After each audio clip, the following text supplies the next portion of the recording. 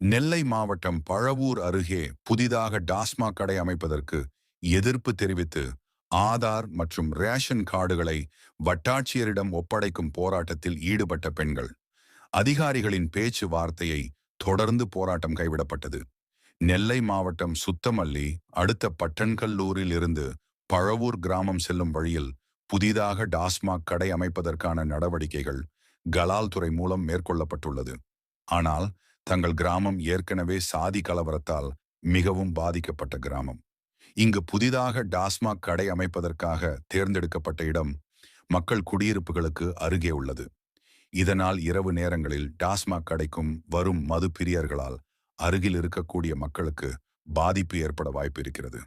பெண் குழந்தைகள் சுதந்திரமாக நடமாட முடியாத ஒரு சூழல் உருவாகும்.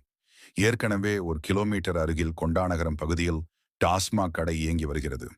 இந்த நிலையில் மீண்டும் அதன் அருகிலேயே புதிய டாஸ்மாக் கடை அமைப்பதால் பொதுமக்களின் அமைதி வாழ்க்கை பாதிக்கப்படும் சூழல் உருவாகும் என கூறி மாவட்ட ஆட்சியரிடம் கடந்த 10 நாட்கள் முன்பு பட்டன் கல்லூர் கிராம மக்கள் மனு அளித்துள்ளனர். அந்த பகுதியில் டாஸ்மாக் கடை அமைக்கப்படாது என மாவட்ட ஆட்சியர் உறுதி அளித்துள்ளார். இந்த நிலையில் கடந்த 2 நாட்களாக டாஸ்மாக் கடை அமைப்பதற்கான பணிகள் மேற்கொள்ளப்பட்டு வருவதாக தகவல் கிடைக்கப்பெறவே பட்டன் கல்லூர் மற்றும் பழவூர் கிராம மக்கள் இன்று நெல்லை வட்டாட்சியரை சந்தித்து தங்கள் ரேஷன் கார்டு மற்றும் ஆதார் கார்டுகளை ஒப்படைப்பதற்காக வந்தனர். இதனால் வட்டாட்சியர் அலுவலகத்தில் பரபரப்பு ஏற்பட்டது. இதனைத் தொடர்ந்து அதிகாரிகள் மக்களிடம் பேச்சுவார்த்தை நடத்தினர். கலால்துறை கோட்ட அலுவலர் கிருஷ்ணகுமாரிடம் கேட்டபோது பொதுமக்களின் கோரிக்கையை ஏற்று மாவட்ட ஆட்சியர் அந்த பகுதியில் டாஸ்மாக் கடை திறக்கப்படக்கூடாது என கூறிவிட்டார். அதனால் அந்த பகுதியில் டாஸ்மாக் வராது என கலால்துறை கோட்ட உறுதி அளித்தார். இது குறித்து மக்களிடம் தெரிவிக்கப்பட்டது.